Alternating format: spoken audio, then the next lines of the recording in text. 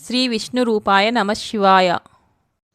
కురుక్షేత్ర యుద్ధం ముగిసిన తర్వాత కృష్ణుడు పాండవులను తీసుకొని హస్తినాపురానికి వచ్చాడు. తన 100 మంది పుత్రులను పోగొట్టుకున్న ధృతరాష్ట్రుడు శోకంలో మునిగిపోయి ఉన్నాడు. అప్పుడు కృష్ణుడి రాకను గమనించిన ధృతరాష్ట్రుడు ఎదురు వెళ్ళి బోరున విలపించాడు. చిన్న పిల్లాడిలా ఏడుస్తున్న అతడిని కృష్ణుడు ఓదార్చేందుకు ప్రయత్నించాడు. ధృతరాష్ట్రుడు దుఃఖం కోపంగా మారి కృష్ణుడిని నిలదీశాడు. అన్నీ తెలిసి కూడా మొదటి నుంచి జరిగేదంతా చూస్తూ కూడా సాక్షాత్తు భగవంతుడైన నువ్వు ఎందుకు మిన్నుండిపోయావు? ఇంత ఘోరాన్ని ఎందుకు ఆపలేదు? కావాలని ఇదంతా ఎందుకు జరగనిచ్చావు? ఈరోజు నాకు 100 మంది పుత్రులను పోగొట్టుకునే స్థితిని ఎందుకు కలగజేశావు అని నిలదీశాడు ధృతరాష్ట్రుడు. అందుకు అన్నీ తెలిసిన కృష్ణుడు ఇలా సమాధానం ఇచ్చాడు.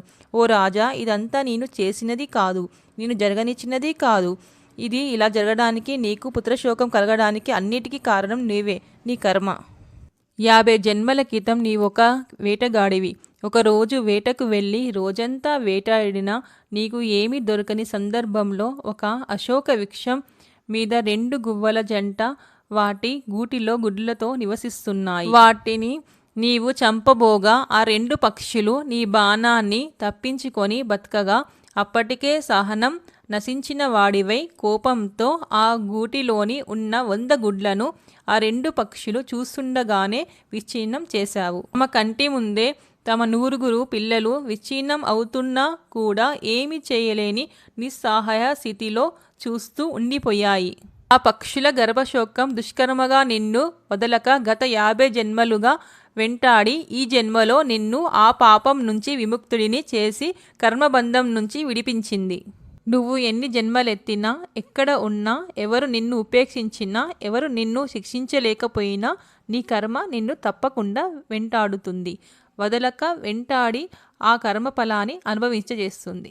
కర్మ నుంచి ఎవరు తప్పించుకోలేరు అని అన్నాడు కృష్ణుడు. అప్పుడు ధృతరాష్ట్రుడు సమాధానం పడ్డట్టు అనిపించినా మళ్ళీ కృష్ణుణ్ణి తిరిగి ప్రశ్నించాడు. కర్మ అంతా వదిలినది మొండిదే అయితే 50 జన్మలు ఎందుకు వేచి ఉన్నట్టు? ముందే ఎందుకు శిక్షించలేదు అని ప్రశ్నించాడు ధృతరాష్ట్రుడు.